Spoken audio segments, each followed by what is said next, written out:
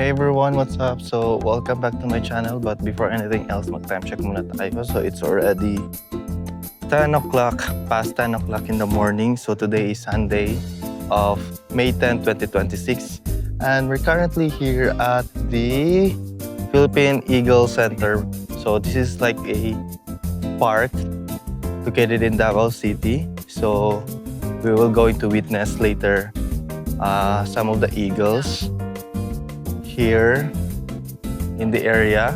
When you are planning to go here at Philippine Eagle Center, there is like a 5 pesos environmental fee at the gate, and yun, as per security guards instruction and information, you need to park the car if you are having a car at outside, and you just need to walk around, I don't know, maybe 200 meters or 500 meters down for the ticketing booth. So, as per locals information, sabi dun sa labas, it will just cost around 150 ang ticket. So, we'll see.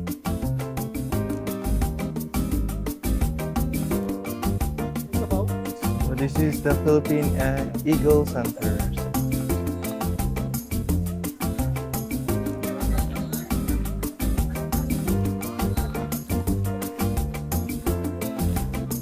Wow.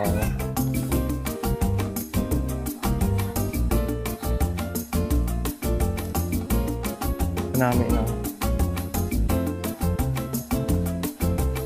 So here's the map. Your visitor center.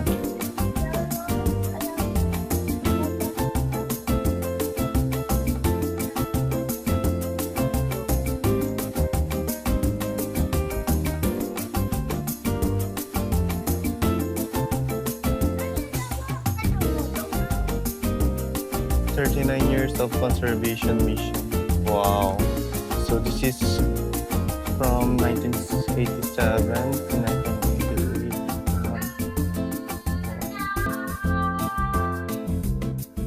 Ano ma'am, ticket? For adult po is 150. Okay. For kids, 4 years old above, Yes. 150. Senior citizen and PWD, discounted po sila 120 ma'am. Okay. So, 150. thank you ma'am. Tatlo at saka anim. Okay. Baka gusto niyo po magkuha ng volunteer tour guide. How much yan ma'am? Actually, sir, free of charge po siya. Free of pero charge. Like, after it's po up. pong donation. Okay. Yeah. Can we have ma'am? Request lang kayo sa Sige. Ito yung sa mga senior ma'am, no? tatlo. Senior at saka PWD. Okay. Yan, sa right. Ito po yung sulit. Thank you. Thank you ma'am. Okay na to.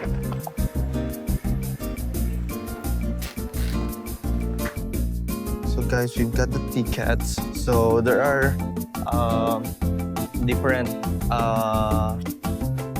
prices for senior citizens, PWD, adults, and children.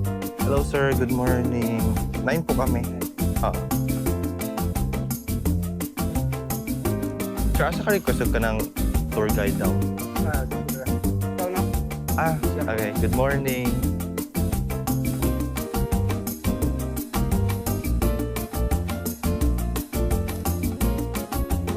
So, good morning po, and welcome po dito sa Philippine Eagle Center po. So, by the way po, my name is Gab, isang volunteer, student tour guide po. Wow. So, before we begin with our tour po, meron tayong a short orientation to discuss the basic guidelines that we need to follow before we proceed sa loob. So, actually, we have 3 important guidelines to sum up all of the guidelines here sa foundation. So, the first one is we must to minimize our voice and no sudden movements. Because our Philippine Eagle po kasi is a highly territorial. Once that we are at the territory of the Philippine Eagle, they might be aggressive or threatening or baka madidistract sila once that they're hearing some loud nonsense. So please keep our voice minimize lang. But here naman po, we can talk naman as long as hindi pa tayo nandun sa place natin. So mag-take naman po ng pictures or videos po, please kindly turn off the flash lang because some of the birds po, it's very sensitive din po yung kanilang mga eyesight. Even the Philippine Eagle then. And lastly, watch your steps. Kasi during of our tour, there are some path po kasi na medyo uneven, tsaka medyo slide. Kasi medyo rainy season tayo ngayon, so baka madapa po tayo sa ating nilakarin. So, please be careful lang sa ating steps. And additionally, since we are at the rainforest type of exhibit, so beware of snakes na lang rin. So not all the time talaga meron snakes na nagpapakita. Okay. We're at the tail of the Mount Apo po siya. So meron mga wild snakes. Mount Apo. But if ever that we may see some of them, so let's just leave them na lang. So it's just only a precaution. Bastante lang po, bro. Ayun. Ano lang po yun ng rat snakes. Rat snakes. Yes po. Yes po. So I think that's all po. So shall we start? Mhm. Ayan. And, So, it takes how many kilometers? actually 1 hectare yung one pinili. But it's just only the perimeter. Perimeter lang. Okay. Yes po. Pero ito, meron po akong kasama po which is Ay. bago lang po yan dito. Okay. Observe siya. Yes po yun. Nag-observe siya. Okay. So let's start? Yeah. Sige po. So, as you notice po dito sa ating trail, there are a lot of names po na nakalagay dito sa ating nilalakaran. So, ito yung Sponsors. tinatawag dito po na Trail of Donations. Ayan. Since po kasi yung foundation po is a non-profit or non-organization po. So, nagre-rely lang in terms of donations, donors, at saka yung mga partnerships ng mga willing mag-help naman. Mhm. So, ito naman po is kada merong pangalan is yung kanilang binibigay or yung kanilang dinodonate po dito is nagkakahalaga ng 1,000 pesos para malagay yung kanilang names dito sa ating trail. Wow. Ayan. So as of now, the design of the trail is yung paa or yung talons ng Philippine Eagle. Okay. Yan po yung ating Philippine Eagle. But hindi talaga ganito kalaki yung Philippine Eagle ha. Yan. Hindi Kasi kalaki. baka ano talaga I tayo. thought it was dinosaur ba? Mabibigla tayo kung ganito kalaki yung Philippine Eagle. Yan. But it's just only the ano na po yan. Design lang ng paa ng Wow. Philippine Eagle. Lang ta sa video. Yan. And right now po, pupunta po na tayo dito sa left side. So atin Okay. munang uunahin ang saltwater crocodile or buwaya sa local name. Yan. Tuwamba lang to kung ano to ha, kung mga pundo. And we have also the golden crown flying fox or yung mga kabog. But as of now, they are not here kasi andun na daw sila sa may Samal Cave. Kasi dito po nag-end na yung fruit season. So yung mga source of their food talaga or yung kanilang diet is fruits talaga. And here po, end na po kasi yung fruit season dito. So nag-migrate na sila. Sa ibang- Samal Cave? Yes po. You doon mean po the sila. island? Yes po, doon sa may island. Yan. Pag ganito naman po sila, by the month of August hanggang September. Okay. Yan. Kasi yun yung aming ting bloom Mm-mm. ng mga fruits dito. And but anyways, dito na tayo nga sa pinakauna, which is yung ating Si Lolo. yan po, saltwater crocodile. And also, Lolong is a saltwater crocodile din po. Saltwater din siya. Yes po. So right now, yung ating buhaya po is nandito sa may bato. Ayan siya. Yes. Ayan. Pero ito po na buhaya po is nasa bewang lang ito ni Lolong. Ayan. Okay. So as of now kasi mga 4 meters na yung haba niya. While yung si Lolong is 6.17. So yun yung ating Guinness Book of Record as the longest saltwater crocodile in captivity. Ayan. So his name is si Gold Deeper. Gold Ayan, Deeper. Gold Deeper po. So Gold Deeper po is one of the oldest animal residents dito kasi way back 1987 andito na siya sa foundation. In which we don't know what his exact age kasi arrive lang siya dito. So ayun po, na-rescue lang siya galing sa kanyang previous owner dati kasi inaabuso. So ayun, throwing some stones and picking from his eyes. Kaya ayun, pagdating niya dito, bulag na yung kanyang left Oo nga, eye. no? Yes po yung left eye. Ayun, yung left sa kabila. Yes po doon. While yung kanyang right eye, habang tumatanda siya dito is nagkakaroon na ng katarata. Kaya ngayon, fully blind na si Gold Deeper. So, 39 years na po siyang namumuhay dito sa foundation. Yan. So right now, as you notice, hindi siya gumagalaw kasi yung mga buhaya po is nocturnal. So kaya sleeping or ayun po, nag-hibernate during the daytime. Daytime. At saka yun po, yun, mas prefer nila na maging yun, active or galaw-galaw kapag sa nighttime. Yan. Sa pagkain naman po, we usually feed them rabbit and goat meat po. Yan na po yung ating 2 main diets of meat para sa mga carnivorous animals. But Here. there's like exact time. Yes po. But for the case of the saltwater crocodile dito, either Thursday, Fridays, or Saturday. Okay. Yun po, nakadepende lang sa mga keeper natin. Sa Yes po. So for the case of Gold Deeper is once a week lang siya pinapakain kasi yung mga buhaya is medyo matagal mag-digest Mhm. sa kanilang food. Kasi once a week? Yes Wow. po. The way they eat the food po is paswalo na. Paswalo. na. So medyo matagal. So kaya dito once a week lang. Pero 6 to 10 kilos lang naman yung ipapakain sa kanya. Okay. Yan, bawat kain sa bawat linggo.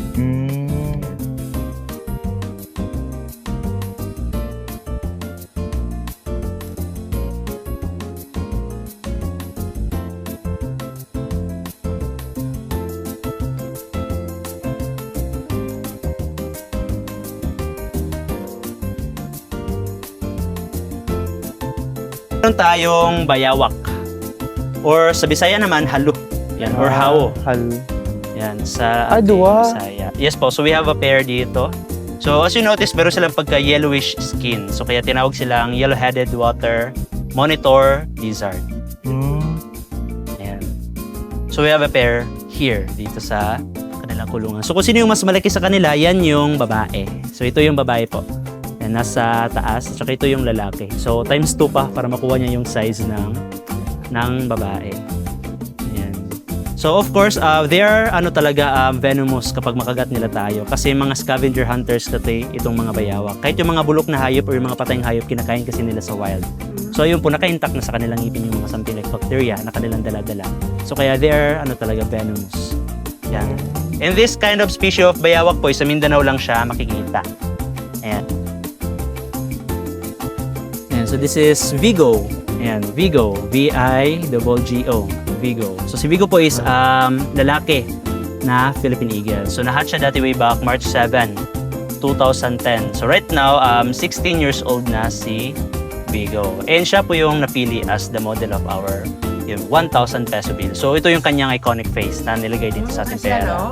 Yes po. Pero na lang po, kumbaga na invert lang pagdating sa pera. So dito siya nakaharap. Yan. Pero dyan po is dito. Andun siya nakaharap. Yan. So as you notice, kanyang binuka yung kanyang fully crowned crest dito sa kanyang parte ng ulo. So yan yung indicator na yung Philippine Eagle is galit or threatened. Yan. So yan po is nakunan yan way back 2017. Yung mga Philippine Eagle kasi dati, or yung si Vigo is dati tinitrain pa yan para makapaglipad. So ayun, dito siya dati nakalagay sa labas. Yan. Pero nakatali lang. Then ayun, there's a random guest dito na nag-visit dito actually. So isang pilot photographer. So ayun, pagdating niya sa area ni Vigo, so syempre may pagka-territorial talaga yung Philippine Eagle. So ayun po, akala ni Vigo baka kunin yung kanyang teritoryo. Kaya biglang bumuka yung kanyang fully crowned crest. So actually, it's a random pick lang talaga. But as you notice, it's a perfectly shot na nakunan siya na naging ganyan yung kanyang Foreigner? mukha. Pilot photographer po. So from here po yan. Sa Philippines po. Sa Philippines. Kaya ayun po, he decided na i-propose sa ating Bangko Sentral ng Pilipinas. Then pagka 2022, so naging polymer bill na yung parang hindi mabasa na pera. Tapos ayun po, naging Philippine Eagle na yung bagong model na. Wow. Model. Yes po, sa model nating 1,000.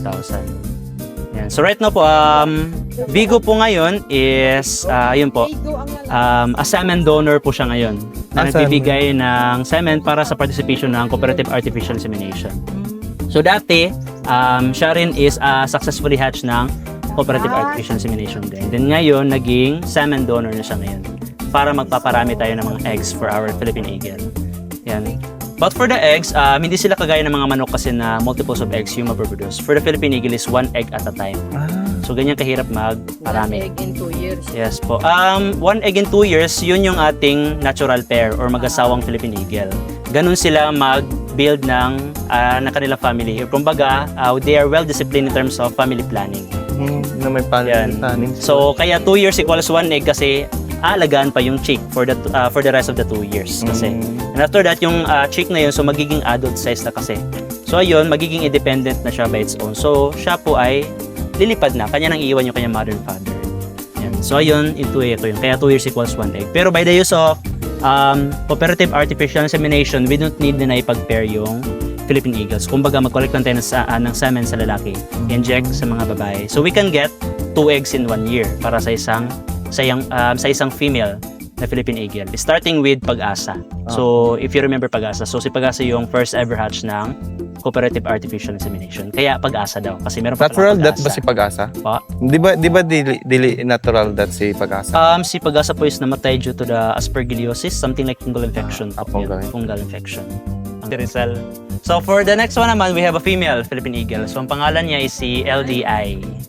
Yan, LDI. So ayun po si LDI, nasa tuktok ng edge ng first branch. Yan, dito sa right side. Mm. Yan. Wow, 1993? Yes po, but she's only arrive lang. Yan, so arrive lang siya. So fully adult na siya? So meaning, adult size na siya pagdating niya dito. So galing siya sa may Sarangani province na wildlife. Then na-rescue. Then dinala dito sa foundation or sa center. Wow, 30 So, plus na siya. Yes po. So kumbaga ngayon, 33 years na siyang namumuhay dito. Plus yung age na hindi pa identify. So mga nasa 40s daw yung estimated age niya ngayon. Grabe yung lifespan nila, no? Yes po. So sa ngayon, si LDI is currently a retired breeder na rin. So, Oh, I know. Ah, Yes, menopause. yes po yun. Or kumbaga sa tao yun, menopause. Pero sa ating birds is a retired breeder lang. Mm. Yan. Ano ginakain mo sila? Sa mga Philippine Eagle po, rabbit tsaka goat meat po talaga yung aming. Yes po. For Vigo po, meron pong ladder doon. So, akyat lang yung keeper dyan. Well, for LDIs, meron pong host doon sa likod. So, kanila lang pong ihulog yung food. And by the way po, si LDI po yung mother pala ni Vigo sa kanila. Yan. Ito yung kanyang mama. Ayan po. Ayan po. As you notice po dito sa ating wide area, dito po namin ginaganap yung bird show dati sa foundation. Raptors in Flight or Flight Zone. Pero ngayon wala na. Ayan, but since ngayon po, bird flu talaga, so kaya, ayan po, Bird flu. yes po, stop po muna po, permanently talaga. I mean, temporary. Temporary stop. Ayan, yes po. Para sa mga safety needs of our birds po.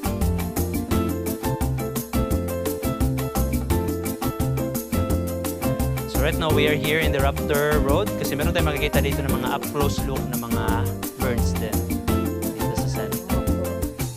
Yes po. So ang pinakauna po, ayan po. So ang pangalan niya is si Lottie. Ayan. So si Lottie po ay isang South Philippine Hawk Eagle. Ayan. So kumbaga yun, Hawk and the Eagle. Ayan. Kaya ganyan na yung kanyang size. Ayan. So malahok, pero yung kanyang characteristics is Eagle talaga. Kaya South Philippine Hawk Eagle. And of course, from the word na South, makikita lang sa southern part ng Philippines. Here sa Mindanao area. Ayan. So that is Cebu. So here po, sa pangalawa naman, meron tayong dalawang lalaki na Eastern Grass Owl. Si Chris tsaka si Maui. Ayan, Chris tsaka Christian si Mao. Ayan. Sila walang age, no? Yes po. Ayan. So, I think mga nasa na lang po yan. Mga 5 years na yan or so. Ayan. And we have another species of owl naman, si Aula. So, siya po isang Giant Scops Owl naman. Giant Scops Owl. But since naman po yung mga owls natin, it is nocturnal. Kaya po, they are sleeping sa ngayon. But yung iba is awake kasi na part of the kasi dito display. So parating madidistract. Tsaka dito po is Philippine Serpent Eagle. So kumakain or naghahanti ng mga snakes or serpents. Kaya binasaga silang Serpent Eagle. Gucci. So we have Ibex, galing sa Ibex, global call center here sa Davao. Well, si Gucci po is adopted ng panganay ni Kuya Kim, Iliana Atienza. Si ano? Hindi po. Iliana. Iliana. So, kaya po Gucci daw kasi one time nag-visit siya dito, meron siyang dala-dala Gucci bag. Tsaka timing yung design or yung kulay ng kanyang Same. Gucci bag is kasing kulay Brown. ng kulay ng Serpent Eagle. Kaya ayun po, yung ganyan siya na maganda. And ayun, she decided to name it as Gucci. And due to her bag talaga.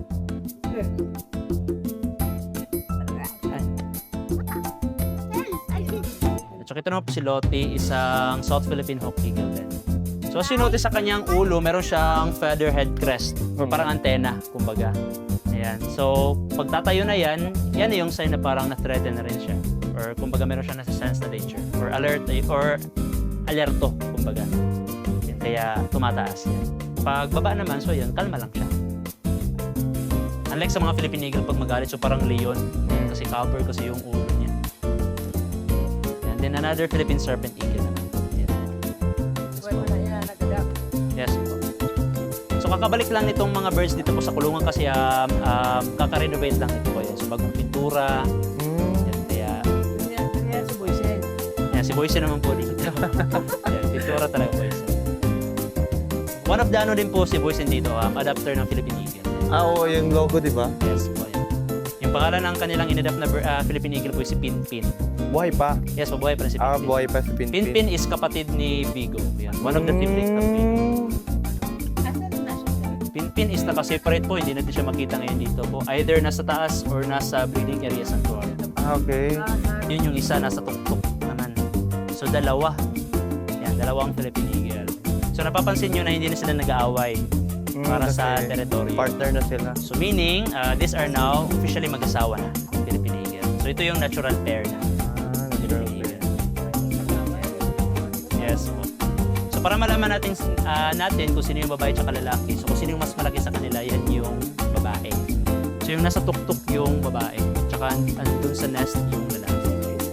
And andun po sa may camp. So ito yung kanilang natural pair. But dati, nung hindi pa sila ganap na maging mag-asawa, so syempre, meron mo nang ligawan. Away-away pa. Po? Yung nasa tuktok. Yes po. Babae. Yes po. Away-away pa. Yes po.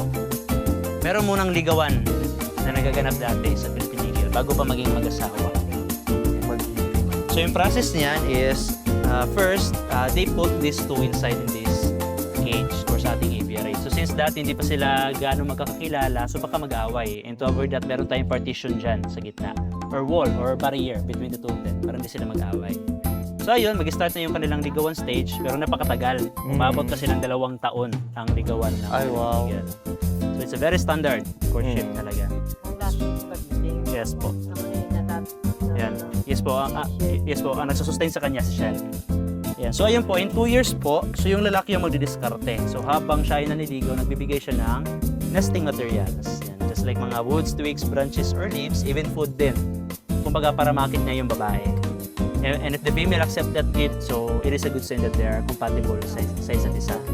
So yung mga binibigay ng lalaki na nesting materials is yun yung kanilang bubuuin as a nesting site doon sa taas. Para sa, of course, upcoming soon na mga eggs nila na maproduce. So at least pero na silang tahan. Yan, but sad to say lang, hindi na sila makapagbuo ng itlog na ngayon kasi mga retired breeder na. Retired. Same, pati lalaki? Yes po, even lalaki. Yan. So both of these two kasi is mga arrive lang. So hindi natin alam kung ano talaga yung exact age nila. So pagdating nila dito mga adult size na rin. So we don't know talaga. Kaya companionship na lang ang pagitan ng dalawang Philippine Eagle. Yan. Kaya siguro 2 years yung kanilang ligawan kasi yung Philippine Eagle po is may pagkamonogamous type. So pinipili talaga nila yan as their lifetime partners na. Yan. So yan yung ano rin po main reason bakit medyo mahirap padamihin. Kasi kapag mamatay yung isang partner, yung isa na buhay pa is hindi na maghahanap ng another or iba. So they are very loyal to their partners. Kids, bawalan po batuhin yung buhaya dyan. Palihog.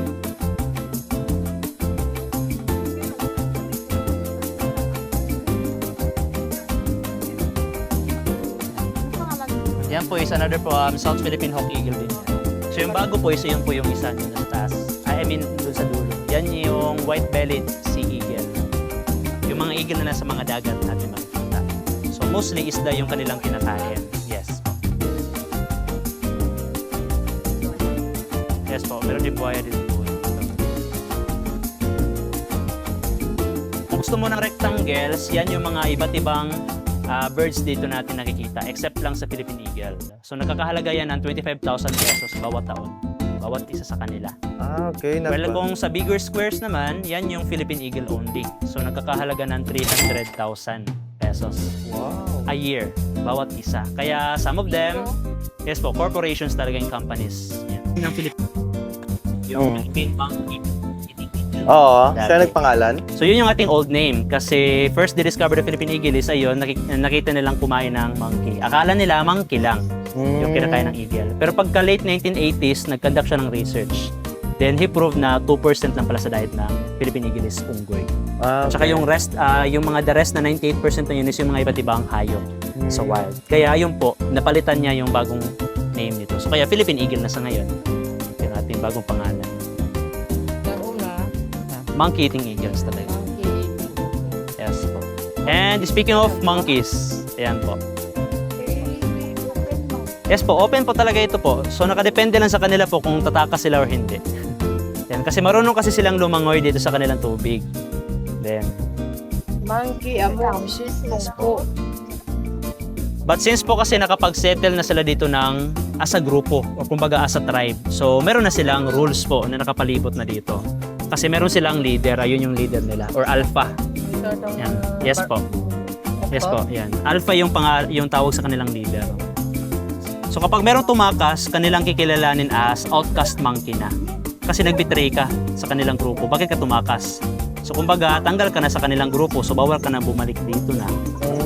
Ayan. But if ever na ikaw ay babalik dito, is ayun, papatayin ka na talaga ng mga members. Patayin ka na, Yes Che. po. Patyon. Pagbalik mo dito. Patyon ka na. Yes po yun. Or kumbaga di ka loyal sa kanilang members. Talaga.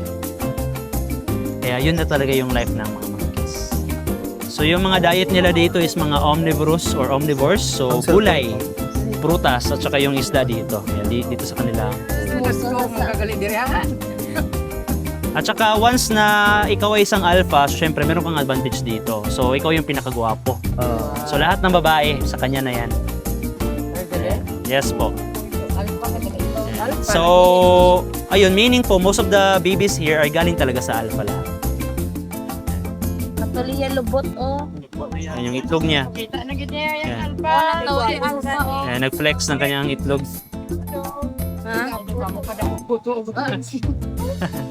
Oh, tanawa, nagpagwa sa kanya alpha, oh.